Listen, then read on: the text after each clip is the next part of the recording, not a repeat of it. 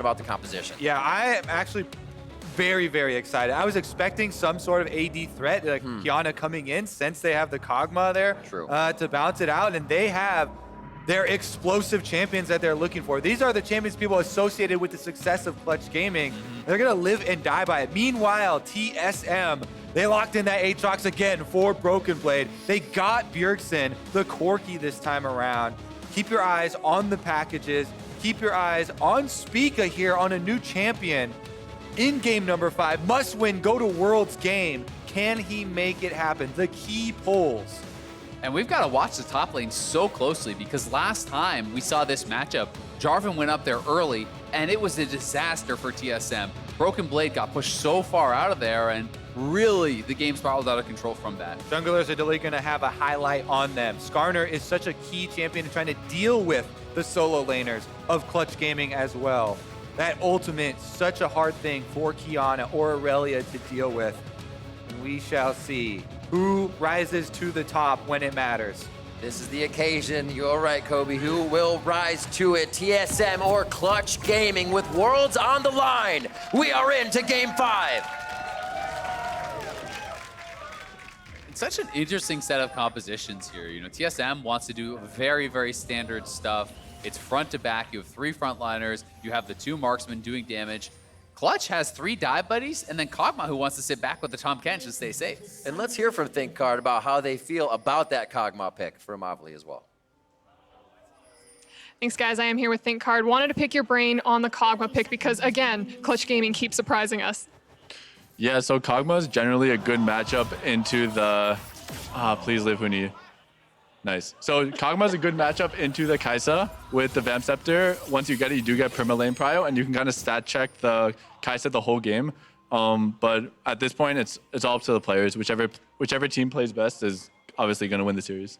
And we're seeing Spica move off of the Sejuani and first picking that Skarner. So do you think that's going to change up the game at all?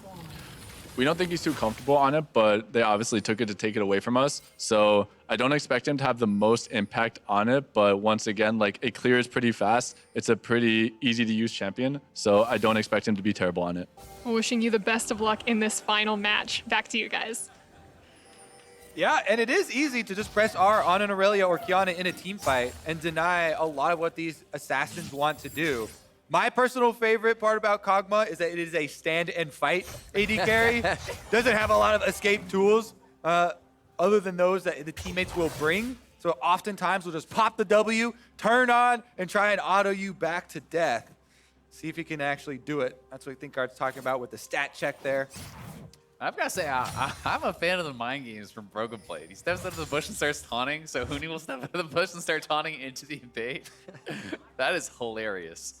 That's what you need here in game 5. You can't go in super serial. You do have to be still a little bit relaxed so you can have your game face on when it comes time. And we are having a mix-up as we have Lyra going to invade cross red to blue to steal away the blue from Spica and throw him off of the Skarner game. Spica is doing a red side level 3 clear though. He could actually throw a wrench in the works here and try and affect the bottom lane early as well. Try and worsen the situation for that Kog'Maw. Doesn't look like it's going to be the case, though. Just going for the full clear. And they even put a question mark down. They have a possibility, you know, an inkling that there might have been some sort of invade over on that side.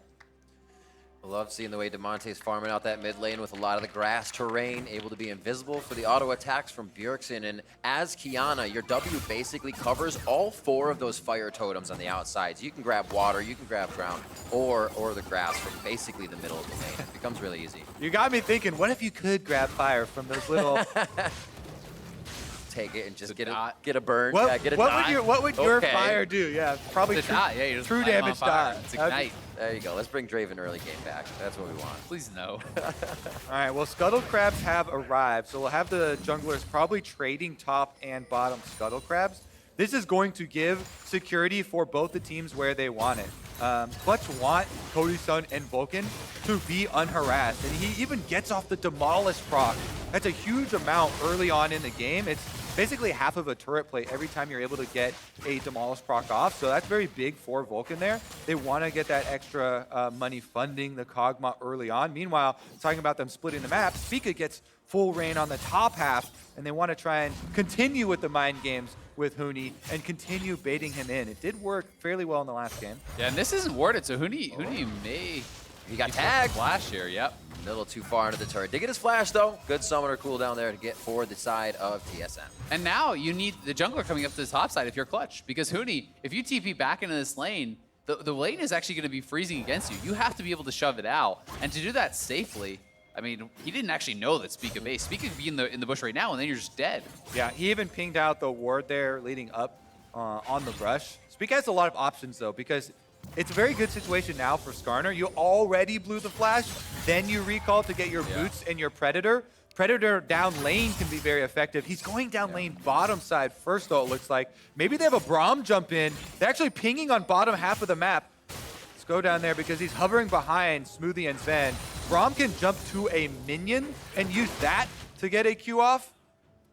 Predator was actually used, though, and they don't go in for it. So you can see the cooldown on the boots there. No play. And that is actually a really good kind of situation here from Clutch. You know, with that flash force, oftentimes the top laner is just zoned off the wave, right? It can be really bad. Tony basically just flipped the coin that the jungler wasn't going to be camping in the brush, and it came up his side. He was right, so he's able to clear that out, push it out, reset, and going to be in a pretty decent situation where that could have been very detrimental to his laning phase. Yeah, your initial thought is that Predator gank is going top. Try and punish the flash that's not there. They're trying to play some mind games, maybe go to bottom to surprise them because Clutch would be thinking a similar thing. But in the end, Predator will go on cooldown, and I think it'll just be another clear of the jungle here.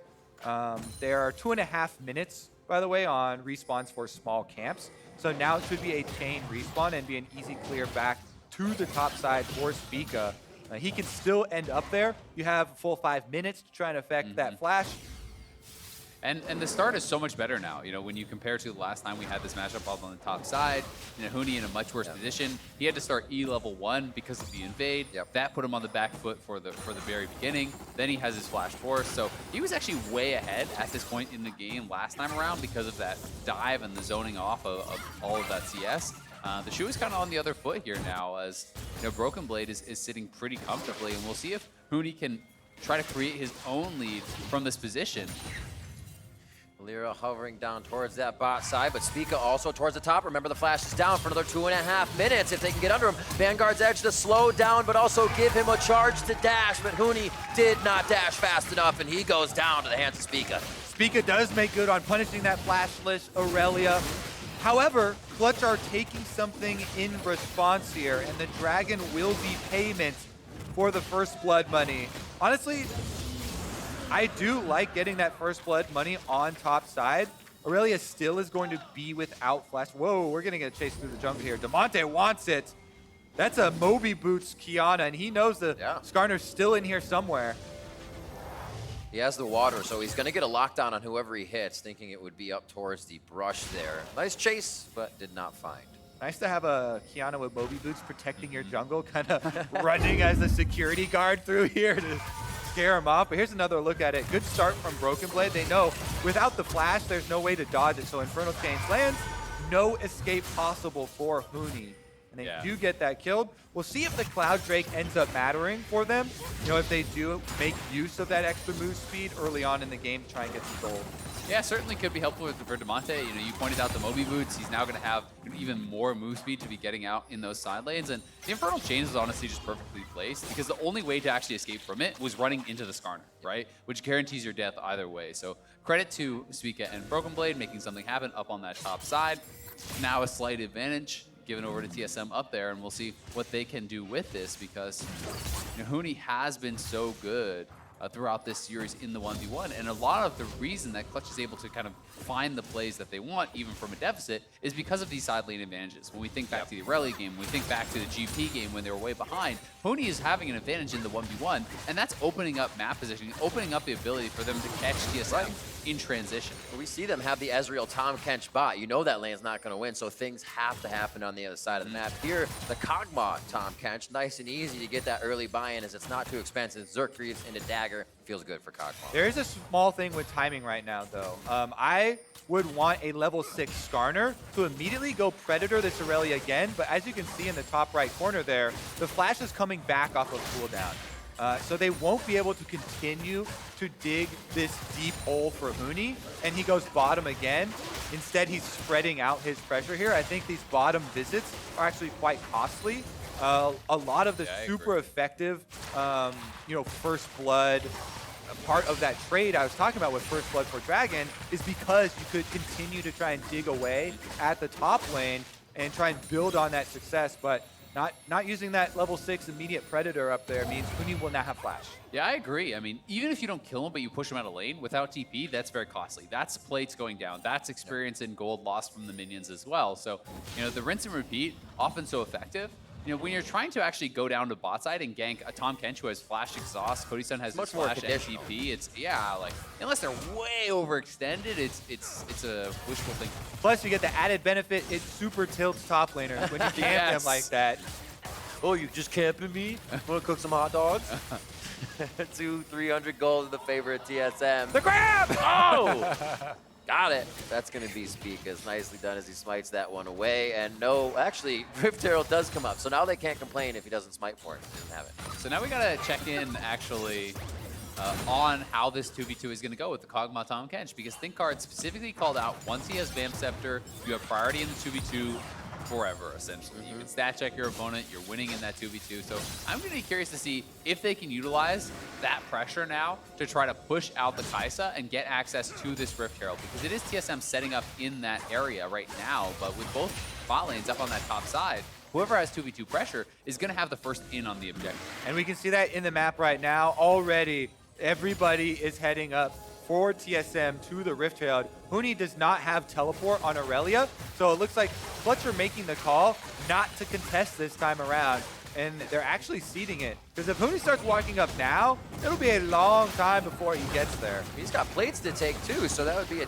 decent trade. Though. All the plates and a turret is about equal to 4 kills if you get it yourself. He's not going to be doing that on the bot side. He's actually deciding what to do and missed quite a bit of what would have been gold. Yeah, I actually completely agree. I think this was just a misexecution here from Clutch. If you want to contest, you have to be there way earlier than that. And if you can't contest, as you obviously couldn't, he could have probably knocked down 2 plates here, right? One plate is 1 auto away, he'll get that. But the second one is quite a big injection of gold. How the turntables turn. Who's the Rift Herald team now, Azael? I love you. It's actually TSM who did it.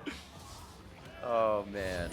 Where are they going to go from here? Map's kind of fizzled out a little bit with 17 seconds to the Cloud Drake, and that's really going to pull priority out of anybody to get there fast. Maybe Demonte. He wants to go a little bit quicker as he's laced up his shoes this game with the Moby boots real early. The lanes have swapped, though. We will get those duos to the top side here as we're 12 minutes in. Love the dog mob. It's so good. I guess a pug mob. Really, can't say I'm a fan of that skin. It's a low tier skin for me. Used to be friends. Yeah. What about 3 versus 1 situations? With a Vanguard's Edge missed, and how about a Demonte? Supreme display of talent. Nicely done. Demonte's definitely a fan of 3 versus 1 situations. Flashes in on the Kiana. They are able to get the kill. Let's see what Clutch do with it. That's a mid lane plate for Bjergsen and a dragon number 2 for Clutch. And more mobility going to be coming through. It's a second Cloud Dragon here, so they are going to be very, very quick moving around this map, which will make TSM have to play that much more carefully in those side lanes. And when you think about Corki, champion loves to be out in the side lanes later on in the game, this does make it that much more difficult, knowing that you could get run down by some of these Clutch Gaming members.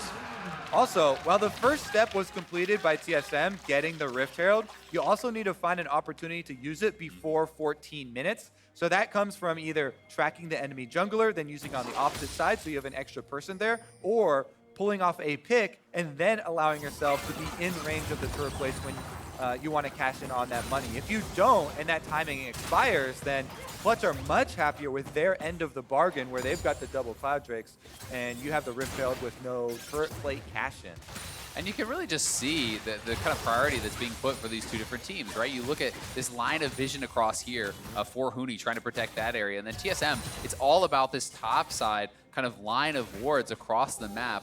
Both teams setting up on opposite sides trying to protect around where they want to play, right? TSM had the vision up on the top side, gets where Clutch has on the bottom side, is protecting Huni's split push and grabbing that dragon. And it will be this Rift Herald getting dropped, but 20 seconds till plates fall. I think he'll probably get up. Yeah, it should. It's going to get a charge. Let's see if anyone's in range, because you have to be very Here. close. Bjergsen's making a beeline for it. He's got the money. He says thank you very much. Package as well for him. He's got the biscuits. See if he makes a trick happen. Going to be one more plate on that turret. It will fall without going down, but it does not matter. They got quite a bit of gold out of that. Equal money on the scoreboard along with kills and turrets. What a final game 5 to have as a start. Yeah, certainly very, very close thus far. And like you called out, Kobe, that is a mistake we actually see in Pro a fair bit. People dropping the Rift Herald, but if you've not recently auto-attacked the Rift Herald and you're not quite close to the turret, no one gets the gold. That just gets thrown in the garbage. So Bjergsen, understanding this, moves up and essentially gets himself a full kill worth of gold. Yeah, your general rule is you want to get as close as Shelly is when she's doing the charge to be able to be in range if you haven't autoed the turret, and you will get the payout. Let's see if this turns into anything on top side. TSM and Bjergsen are moving up there. Glass cone separates Demonte. Vulcan doesn't want to be there anymore now, knowing he lost his partner in crime. Demonte should be able to guard the turret. Supreme display of talent seems to be up for him if he wants to fire back, but no backs against the walls for TSM. Looks like top will go down in favor of TSM as they're moving power and numbers right now to keep themselves safe. Yeah, and Clutch had no play going on elsewhere to actually punish this, right? It's a 4-man move from TSM up on the top side. Huni was actually resetting during that time. And since they actually tried to move up and stop this, they're not even losing turret damage in the mid lane at the same time. Huni does now have a very good buy, though. Again, quick to that Triforce here, and is on the Executioners as well. So Huni going to be running that 1v1 if he can actually get some space to work. But he's not so far ahead that you can just bully Aatrox under a turret.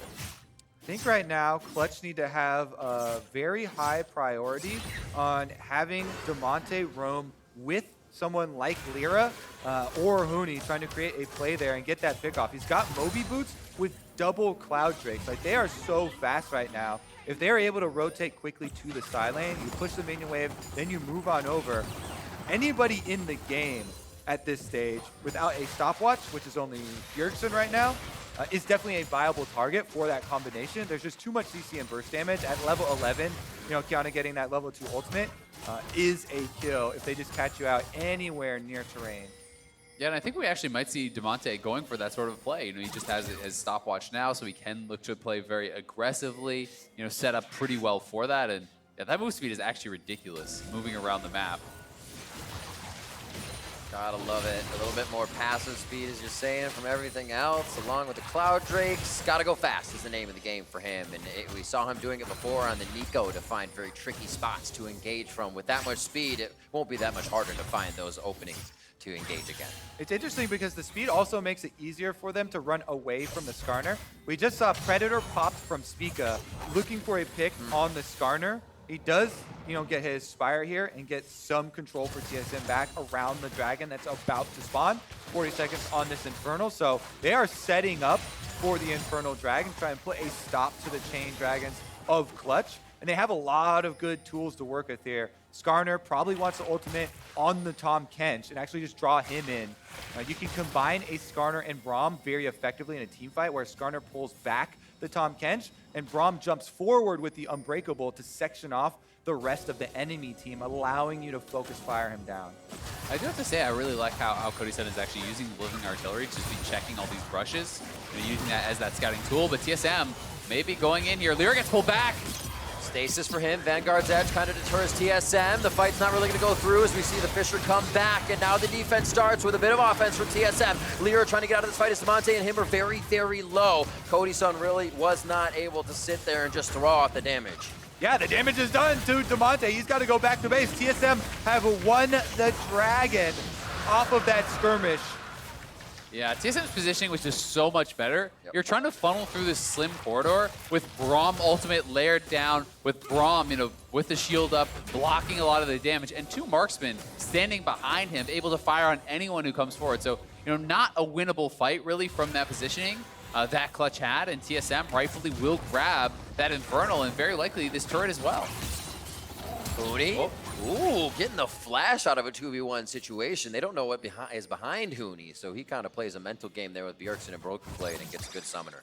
Yeah, Huni is such an aggressive player. You never know Is he trying to 1v2 us right now? Because he could very well believe that he can take that 1v2 all by himself. Is he baiting us, or is he baiting himself? Or does he have teammates there? Right now he's got Damonte. Damonte's got his eyes on Bjergsen. Will they dive for this? Oh, he sees that ward was just placed. That actually gives it away from Spica. Good call by Damonte to notice the timing on that one, as well as the Dust Blade, giving him a privy information. Quickly clears up the minions here. And what a slower paced game, but you can see the same intentions from each team. They're continuously in each other's face. They're not stopping these fights. They continue to test each other. Yeah, and you can tell sometimes in these game fives, in these all-important games, teams become a little bit more passive. They're very nervous to actually be the ones to make that final mistake. You know, this is going to be one of those games, win or lose, that you remember for a very long time. And I do think you still have to maintain that killer instinct, especially when you are playing something like the Qiyana. You're facing over against the Corki. You don't want this Corki to just be chilling, farming, and trading farm with it. You gotta make plays. You're so right that mentality about they'll remember the game stays. I was just reading an article from Broken Blade that says there really isn't a day goes by when he doesn't think they should have won spring. So that mentality does stick. Becomes difficult. Obviously, he's not going to let him tear down any game. Broken Blade always playing to that top caliber, but it means a lot to get these victories when they count for these players. Clutch trying to stall for time for Huni to finish up on the bottom tower. Broken Blade gets here in time, though, and both of them have teleports. The map is definitely balanced right now, and they're just trying to finish out the resets here. What's Kaiser grabbing for Sven? Doesn't even have a completion. Yeah, we do see the QSS coming through from Huni. And if you're looking to teamfight whatsoever, it's really a must-have for these melee champions. You're diving in onto the Skarner, so you have to have the ability to actually continually move around in these teamfights. As that's so much of Aurelia's survivability is actually dodging out of these fights. Yeah, last time we saw Tom Kench Devour being used on him to get him out of safety, but there are so many priority targets. Tom Kench also has to be watching the Qiyana and the Kog'Maw, so they want to get at least one more answer out of them. Tom Kench with a QSS, of course, means that Vulcan can be up there and devour somebody and being able to QSS himself if he's the target. And you can take a look at this buy here from Bjergsen. He actually has the full chain vest. So I'm not sure if he's going to complete his GA right now or just sit on the chain vest stopwatch to be able to counteract the lethality that will be built up here by Damonte. But I think it's actually a very intelligent buy when you're looking at Aurelia, Jarvan, and Qiyana. Those are three champions that are going to want to try to dive onto you and zero you out. And just having that chain vest alone really does mitigate such a tremendous amount of damage that even if he just goes into SV or IE or whatever from here, sitting on that is a great efficient buy. Cody's son gonna back. We'll see what he gets in his inventory. We do have a stacked up Muramana now for the side of Sven. He's feeling pretty great. We'll have to see where they decide to go now. Huni's holding off on this turret. He knows it's a bit scary with that 6th sense down, but he's still gonna try to go in. Broken Blade doesn't seem to want it too much as he wants to get Huni off the turret before Spica comes in. They call out Spica as he's got aggro right away on this. Flag drag over the wall possibly. He's got the blast cone to do it, but Lyra holds. As Clutch is being very tentative on their engages, knowing when they have aggression on the position. Yeah, didn't have much of a way to kind of continue to follow up on that. And I do think that the game state is just favoring TSM more and more, right? They're sitting on the Infernal, they're scaling up their Corki, and it will be just sitting on the chain vest for Bjergsen as he picks up the call field. So he'll be going S3 per second here. So I think TSM are very comfortable with this passive play style. And Clutch, I feel like I've lost a little bit of their aggressive edge. You know, perhaps with so much on the line, not feeling confident to pull the trigger here. And, you know, Damonte, you're sitting on Moby Boots as kind of this early mid-game style of champion that wants to be making things happen. Well, I think this dragon is going to give us our answer here. They're trying to keep some vision on Baron while it takes place, but this is going to be the setup. There's already a lot of wards in place for Clutch this time around. Will TSM just brute force? Last time around, they move in, get the Skarner Spire is very important to start out with so that Spica can have that extra move speed. He grabs it now. Qiyana looking for the flank, though. Oh, they're actually, I think, trying to set a trap here. Draw Broken Blade down to defend the turret and then kill him off if he comes here by himself. Wait, Huni wasted his stun, though. Worth the CS. Hashtag worth. Getting out of Infernal Chains there. Dragon's going to be started up. This Mountain Drake will be your first of the game. 2 so far in Cloud in favor of Clutch. 1 Infernal for TSM. And the Dragon is started up. They have a ward. TSM sees the Kiana flank, so Broken Blade goes to head him off. They get the dragon. Still looking for the engage. Glacial Fisher goes back. Flag and drag in. They're going to be on to Smoothie. He should go down in this fight as Bjergsen tries to fire in the balls from the outside on that. Vanguard's edge goes in. And Demonte and Huni and the rest of the team are going to try to do all the damage they can now to TSM. A great answer back by Sven with the killer instinct to Kathy and Rain. Lyra beautifully cataclysms out of that to keep himself safe. Demonte on the stasis. He's going to be able to reset now. Grab the Terror. No, he doesn't have the Q up. And Cody's son comes up big with the Kog'Maw. Woo! It exploded with all summoners and all stopwatches used in that dragon fight.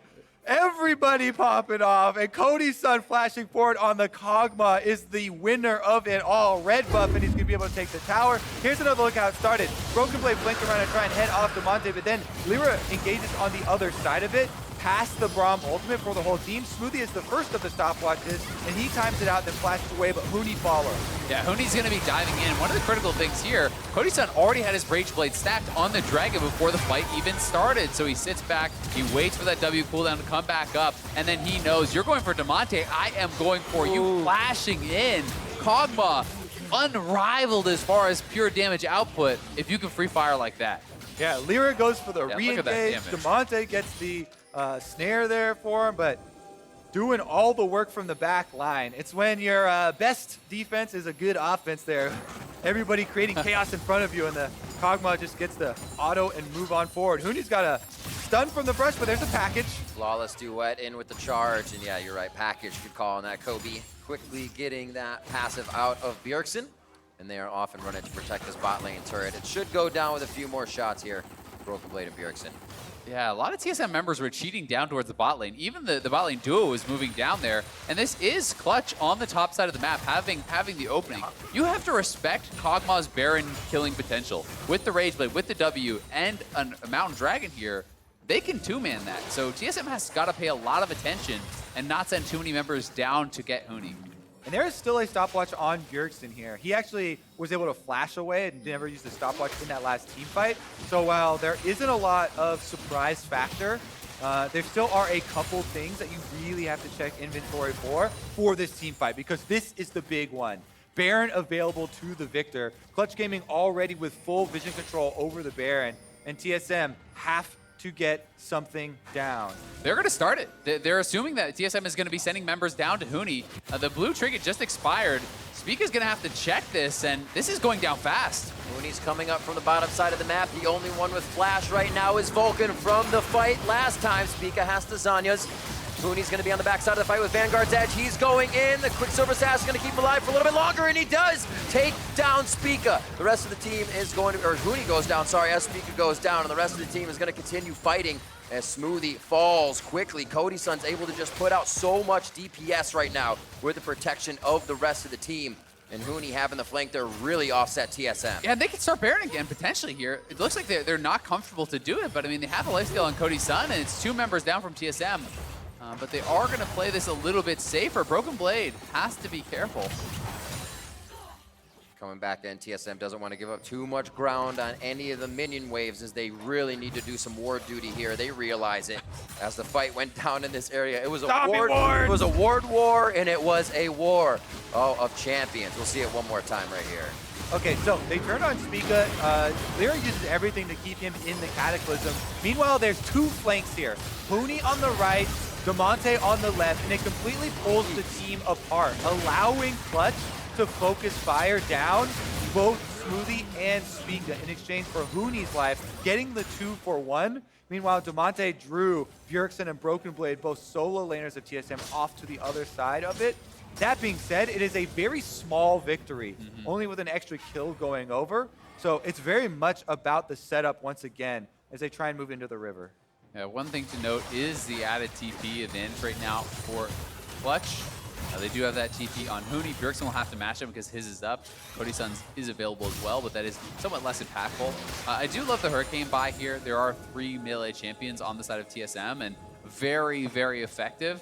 When you are actually hitting those Hurricane bolts on multiple members, you are going to be putting out insane damage. And Clutch can continue to just threaten to start up this Baron. TSM has to check it non-stop, knowing that it could just be shredded down. Possible fight coming up here. Nice poke. Very good big bomb from Bjergsen there as he fires out a missile. You see him charging up just under his health. Void Seeker's coming out as well with a bit of the poke that can be offered here from the side of TSM. Now onto that middle turret. They're looking for an inhibitor next in the mid lane on the side of Clutch. Yeah, the biggest value there is the poke onto Huni.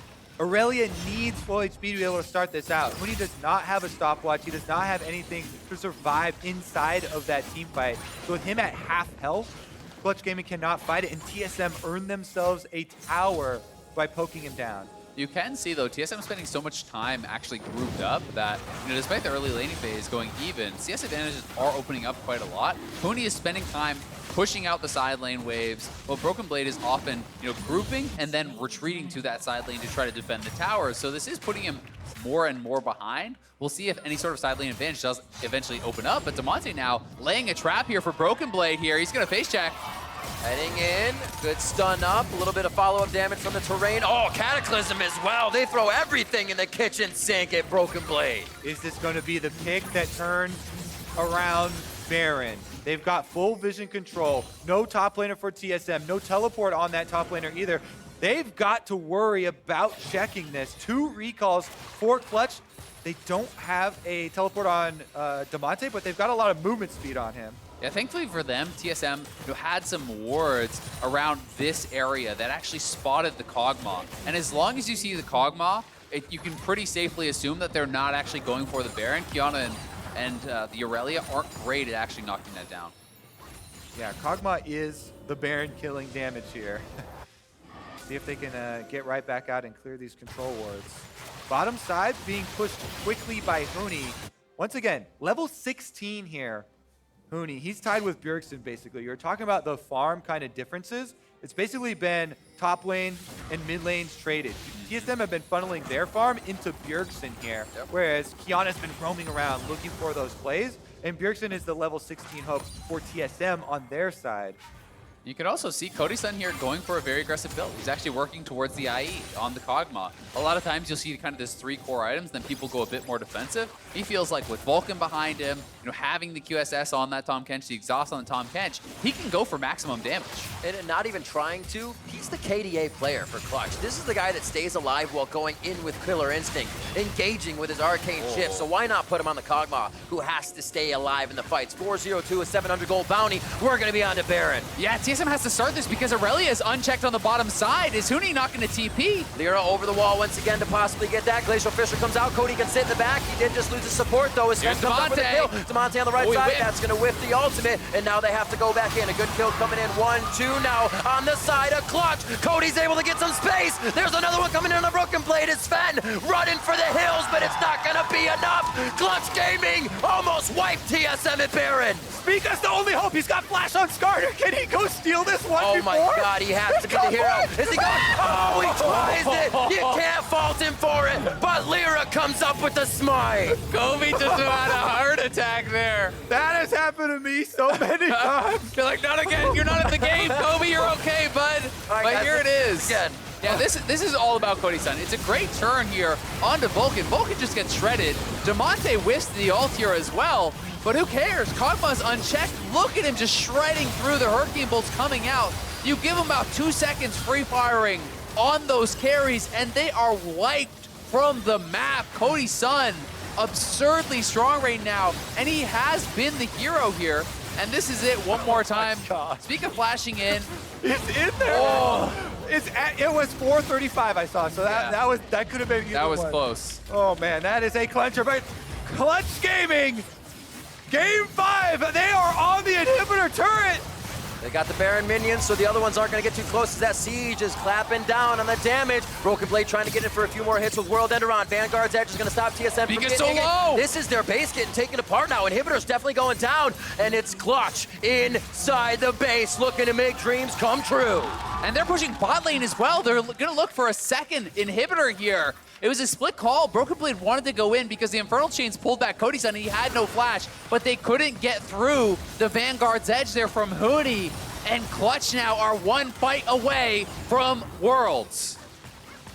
TSM on the front steps. They won't give him for free, and they will push Clutch off just a little bit. You do have a minute and a Mountain Drake, but you don't want to lose this pressure just for a Drake. The #1 problem TSM have to solve How are they going to deal with this Kog'Maw? Nobody can get back there. The turret's going down. Already onto Broken Blade, 3 or 4 shots from Bio Arcane Barrage. That's the W. 8 seconds up, 8 seconds down, a 16-second cooldown. It almost seems like he has it all the time since he uses it through that cooldown. And Cody's son is making damn good use of his damage in every fight on the targets he needs to. 13-6, your second inhibitor is broken in TSM's base by Clutch. As they may stay for the final touches, there's 3 kills. It's gonna be TSM going down. The first Nexus turret is gonna be in Clutch's eyes. A second year that they will miss it. Demonte already out of his seat. And North America, put your hands together for your final World's representative, Clutch Gaming. They will clean it up.